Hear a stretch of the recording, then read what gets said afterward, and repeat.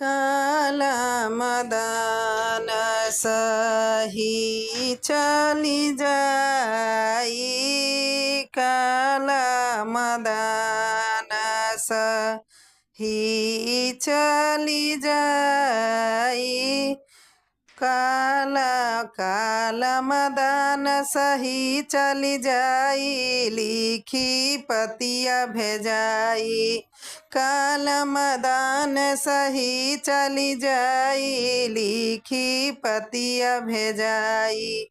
पहिले तलिख राम अपनी बड़ाई, तही पीछे लिखल छु मड़की लड़ाई।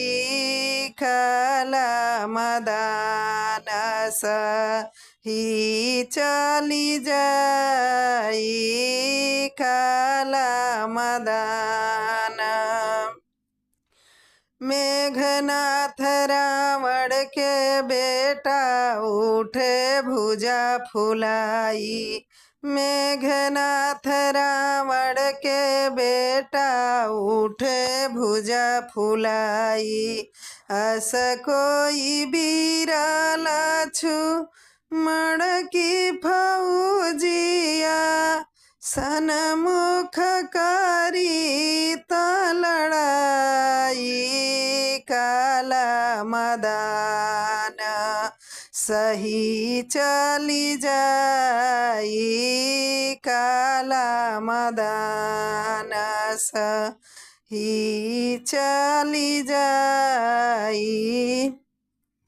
बहिया काटी लंका गढ़ बीगा, सीसावा फेंकेला जहाँ बैठ रघुराई। काला मदन सही चली जाई, काला मदन सही चली जाई। घर में से निकल रानी सिलोचन, भुजा देखी डेराई। घर में से निकल रानी सिलोचन, भुजा देखी डेराई। चंदन काठ के डाड़ी बनायो, हीरा रतन जड़ायो। ताही डाड़ी बैठेली रानी सिलोचन, जाई उतारा जहाँ बैठ रघुराई। काला मदन सही चली जाई, काला मदन सही चली जाई। पति के मार मुकुट भल दीन्हा, सीसावा देहि रघुराई।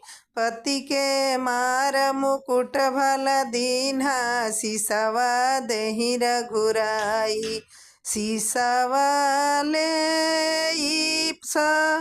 तिया होई जाइबो, पति जी के नाम बुताई। काला मदन सही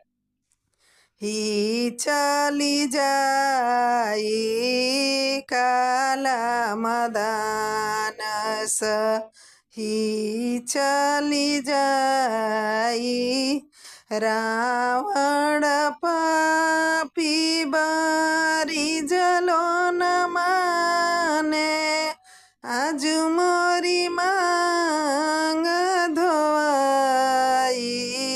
काला मदन सही चली जाई, काला मदन सही चली जाई।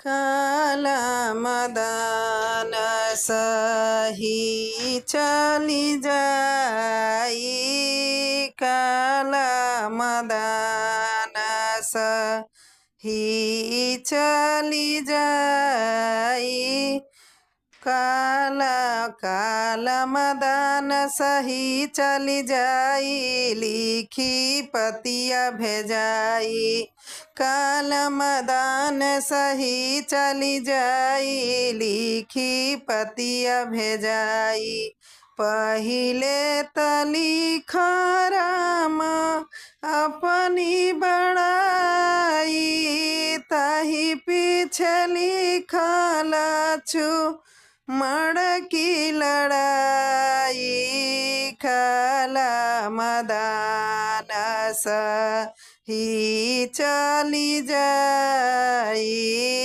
काला मदान मेघनाथ रावण के बेटा उठे भुजा फुलाई मेघनाथ रावण के बेटा उठे भुजा फुलाई अस कोई बीराला छु मड़की फौजिया सनमुख करी त लड़ाई काला मदान सही चली जाई काला मदान सही चली जाई बहिया काटी लंका गढ़ बीगा सीसावा फेंकेला